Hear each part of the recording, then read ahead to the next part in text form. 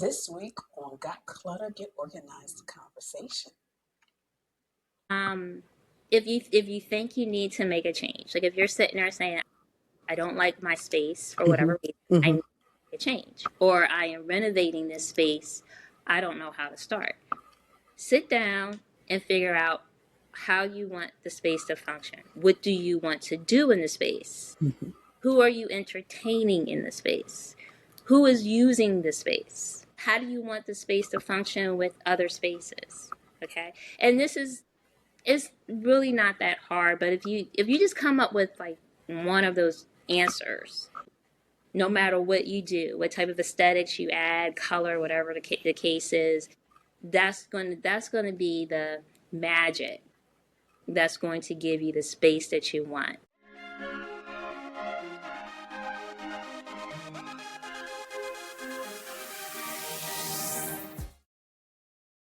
Hello and welcome to Got Clutter, Get Organized, the conversation. I have guest expert returning Felicia Wallace Benton, and we're going to be talking about how sometimes you need to organize before you decorate. So, Felicia, welcome.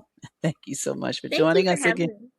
Yeah, thank you for having me again, Janet. Wonderful. And just in case somebody does not know who Felicia Wallace Benton is, because first of all, you should have seen on previous episodes, but also we did a series together. So you'll have to check it out as well. Felicia, let those watching and listening know who you are and what you do for your clients. Well, my name is Felicia Wallace Benton, or Felicia Benton. I am an interior designer. The name of my company is called Designing Your Vision, and that's exactly what I do. I create spaces that you envision for your interior, whether it's a small business or your home. I definitely have that one-on-one conversation and try to bring that vision to life. Mm. So today we're talking about organizing before you decorate. So a lot of people they get to that point where they just want to change the space, which is great for you. But from your perspective, why is it important to kind of organize at least the foundational things before they really dig into the entire decorating process? Whew. Well, there's so many reasons, but the number you're laughing, but we're on the same page. The Yeah. number one reason is like I come across this all the time as an interior designer. Hmm. I always have that individual that wants the world, Hmm. and I try to sit down and see, like, is the world a possible, or Hmm. can you deal with like a country instead of the Hmm. world? Hmm. And honestly, once I learn how they operate in a space, then I can help them to get organized, and then they realize they don't have to pay for the complete world. They can literally deal with this particular country, and this will definitely suffice their needs and give them the look that they want. So it's really important. And I tell myself, all my clients, like, you have to sit down and realize how you use the space. And Hmm. then once you realize how you're going to utilize the space, what you're going to do in the space, how you want the space to function, whether it's new or you lived in the space for 5, 10, 15 years, it does change over time. So once you realize what you need to do in a space, then you need to declutter, and then you have to start to organize it, because once it's done, if you take those steps and you don't overlook, I mean, they're painful steps. There's Yeah. so many clients I can't Yeah. tell you that want to do away with that, and it just makes the process very painful. But if you do those steps, at the end of the day, you're going to get a beautiful space that you not only envision and you like, but functions the way that you need it to function, whether it's with your family or your kids or even just you. And that Hmm. makes it makes a lot of difference, Hmm. big difference. Hmm. Hmm. Yeah, because and you're right because you do have to decide. Okay, this is what I want this space to look like, feel like. That's my vision, and then you get rid of the stuff you don't need. But then when you come in, you can create that vision for them. And I like the way you just put it: the whole world, or just something a little smaller. So, what are the most common functional issues that may in some homes that no matter you really decorating can't fix. Like, are there issues that decorating just can't fix? Because I think sometimes people think between the organizing and decorating, everything is can be fixed. But what are there some things that just can't? Um, well, I would say most of the time, well, yeah. I mean, decorating is just decorating. You're just Mhm, adding mhm, decor or mhm, making the mhm, creating the aesthetic look of the space. So mhm, when you get into the design, and that's more the functionality, that helps. So most people go out and they think, oh, I could just buy a sectional sofa and that just solves all my sitting needs for my family. And then I get a phone call, this is too big. Like it takes up all my whole living room. My family has to walk around it, like literally sometimes climb over it to get from point A to point B. And when I come in, it's like, well, we're going to be selling this on eBay. It's too big.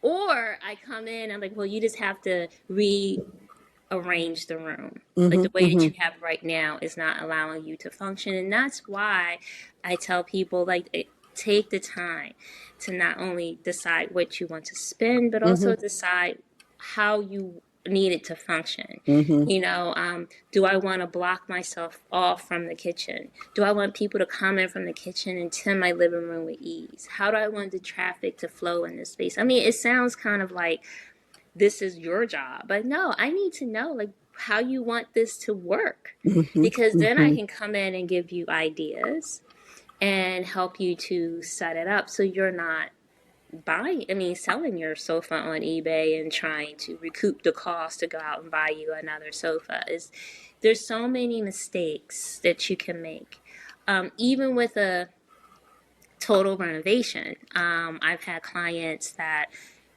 don't think out like their bathroom, for instance, and architects aren't going to do that. They're just going to stick you a bathroom in a space, or toilet wherever, because mhm, they know the layout. They're just going to give you a basic layout, you mhm, know, but mhm, they're not going to think about how you want to use the space. And this is where you have to come in and you have to really let me know how you want to use the space. And then that's when I communicate that to the builder or the architect on the project to say, like, this is where we need A, B, or C, and mhm, that just helps to move the project along. So, like, one client wanted to put, one architect wanted to put the a toilet closet where the only window was in the whole bathroom.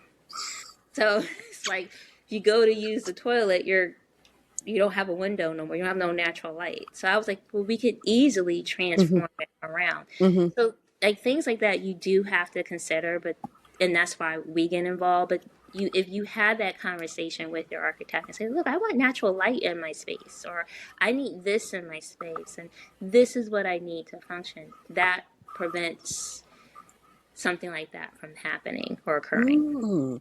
Hmm. As you were talking, I was thinking about a situation where I've realized, at least from my perspective, some things may should have been placed in different locations because now they're talking about, okay, we need a recliner because I want to be able to look at the TV, which great, but if the TV was on another wall, then you could enjoy that entirely big sectional that you have and not buy a recliner. So, but it's and you're right. It's little things sometimes like that that can help. But yeah, yeah, those people with those big recliners and they buy 'em because and then all of a sudden they realize they are taking up too much space.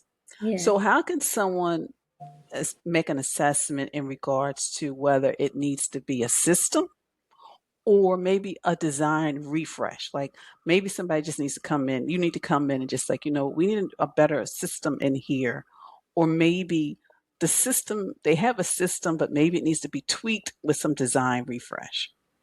That's something, well, on my end could be Hmm. easily decided. So Hmm. I do have clients that think that, oh my gosh, I need to do a complete renovation, and Hmm. I Hmm. no, that's not it. And they're Hmm. blown away because they're expecting me to tell them like, no, you need to do the renovation. So in that aspect, I do save them money. But no, it's just if you're honest with me with what you want, and that's the key. If you're honest with me with what you want and how you live, that is like 90% of the battle right there. I just come with the aesthetic ability and ability to see the space, so I can get it to operate the way that you need it to operate and function. That's basically where I come with. And like you, Janet, I then tell them, like, okay, this is step one. We need Mm-hmm. to declutter. Step two, Mm-hmm. we need to organize the space. I need to know how you want the space to organize. And then step three, then we'll design it and bring everything in and add the aesthetics, because that just allows you to function. Because there's so many different spaces. Like I've done spaces for people who have parents that want to age in place, Mm-hmm. Mm-hmm. and I just need to know, okay, so what does your parent or need to live in this space? What do they need access to? Do they need another bathroom? Okay, now we're talking about a renovation. Or, oh, we have this bathroom out here. This is accessible, so we probably don't need to add another bathroom. So, like I said, they just need to come to the table and just be honest with me. Mm-hmm. As long as you're Mm-hmm. honest, you're upfront with what you want, and you're not trying to get over or get it for something that's just truly ridiculously valued. That's true. That is so true. I've been Cost there. wise, I've yeah, been there. Yeah, yeah, that is true. And yeah, you actually kind of touched on my next question, which is, working with clients in their homes to reflect where they are now, like they're caregivers, they're empty nesters, and you know how sometimes, and you already talked about with just something as simple as a bathroom, how that can influence their decision. One of the things I always tell people is when you got a household with multiple generations, you got babies, but you got the elderly, you have to make sure safety things are taken into consideration as well.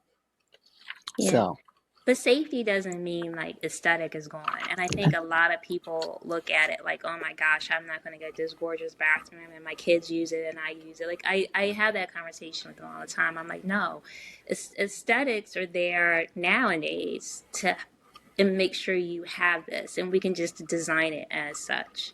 So I think a lot of people do. I have that in mind, like, okay, now I need to equip this for my aging and parent, and now I'm not going to have this glorified bathroom, or now I need to design this for my kids, and I'm not going to have like a nice guest bathroom because the kids bathroom is also the guest bathroom, and that's not true. You can definitely have both, and that's where I come in to show you that. I've also had people who had strenuous budgets, and they also say like, I can't do this, and I'm telling you, yes you can.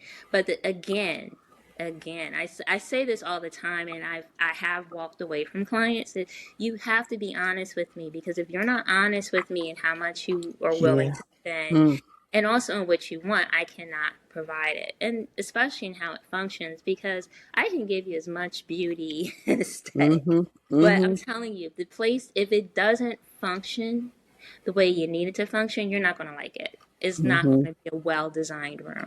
Mm-hmm. I Mm. may look beautiful on the outside, but it's not going to be something you like. It's almost like a refrigerator that's gone bad. Like from the outside it's fine, but as soon as Right. you open up that door, you're going to be like, ooh, it stinks. So that's sort of like how a bad design is. Like I can't hide that. I'm gonna give you what you want, but I'm gonna be honest with you. It's not. It's Mm-hmm. this is a process, and it's a two-way street, and you have to do your homework, and you have to let me know what you want in the space. You have to be very candid. You're not going to hurt my feelings. Yeah. So my next question, and actually you kind of touched on it a little bit. What is one design mistake you see when people skip the organizing step, and how can people avoid it? Yeah, I saw that in your list of questions. It gets ugly. I try not to let it get that far, but I mean, I have to be honest, it does. But I do have, thanks to HGTV and all these other design, and then yeah, all these other design shows. It's very hard for me to come in and say like, this is just not logical, or this is going to be impossible. And it's not saying that it's just maybe in their situation and what they're trying to do, and they kind of want the world for nothing. And it's like that's where your honesty needs to come in. If the point of all this is you can get and I don't think people realize that you can get the space that you want. Mm-hmm. It's a no-brainer. Like Mm-hmm. that's something you can definitely have. I can guarantee you, and I can kind of bet you my next paycheck on it. That you can definitely get the space that you want. The problem is with any interior space, you can see that when you go anywhere, when you sit in a space that feels uncomfortable, it's because it was poorly designed. If you feel cold in a space, it's because it was poorly designed. If you don't feel welcome when you come into somebody's home and it's just like, ugh, that's because it's poorly designed or cluttered. It's just not organized.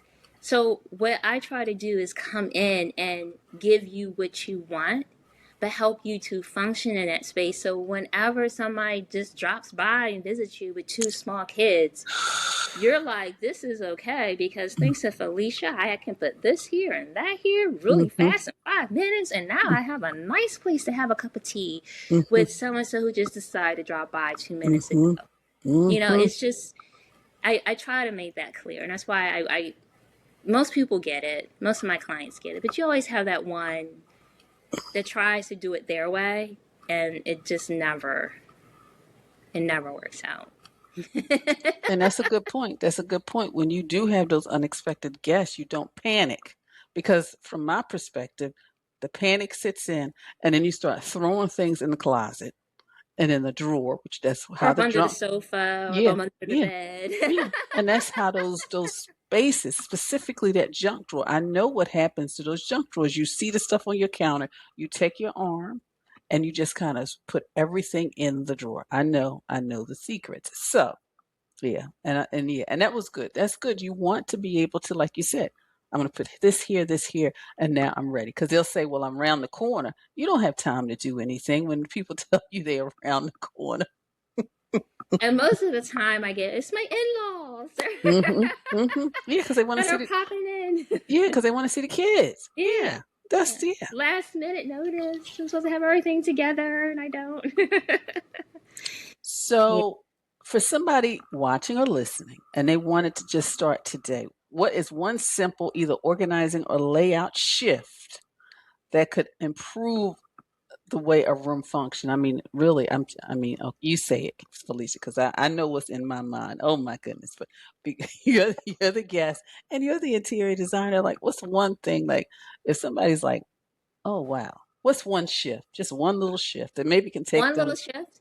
I Hmm. would say, if you think you need to make a change, like if you're sitting there saying, I don't like my space for Hmm. whatever reason, I Hmm. need to make a change, or I am renovating this space, I don't know how to start. Sit down and figure out how you want the space to function. What do you want to do in the space? Hmm. Who are you entertaining in the space? Who is using the space? Okay. How do you want the space to function with other spaces? Okay. And this is it's really not that hard, but if you just come up with like one of those answers and you're fighting with the rest, and that's where I would say you would call Janet or myself, have a consultation, and we'll help you with the rest of it. To either say, like, okay, this is what you need to do, this is what you should do, and we can help you to answer the rest of those questions. Because that is what's going to give you, no matter what you do, what type of aesthetics you add, color, whatever the case is, that's going to be the magic that's going to give you the space that you want. And at the end of the day, it's going to be the space that you're going to enjoy. It's going to be the space that you can't wait to get home to or to have your clients come into your business. Like, it's just, people think that what we do is magic. It's not. It's just that we have this special gift to see your needs and help meet your needs. That's Hmm. pretty much what we Hmm. do. The Hmm. service that we provide. Yeah. And that's true. That is true. Because, like you said, you can just walk into a space, and sometimes, because of you've been doing it for so long, you can say, okay, we need to move this here, there, or whatever. Or then sometimes you're like, you know what, this is really too big for this room. Right.